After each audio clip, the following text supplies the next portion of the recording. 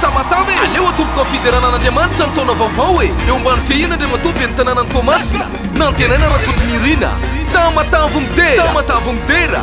mialady 9 janoary amin'ny 4 tolakandro devant la mairie Tomasina tamatavy midera hira fiderana disy fankalazana iarana amin'ny Meva Gospel DJZ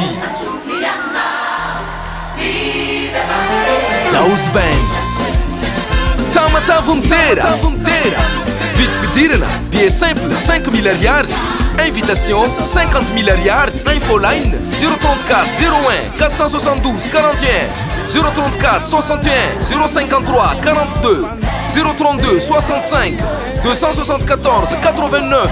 partenaire officiel Perfect Mandes TV partenaire Zão Mazava Production Filmage RDF Organisation Réseau Logistique Sonorisation et Lumière Raicha de Raicha Miritsco Production midira eo amin'ny vavahadiny amin'ny fisaorana ary eo ankianjany amin'ny fiderana Salamo 104 tamatavy midera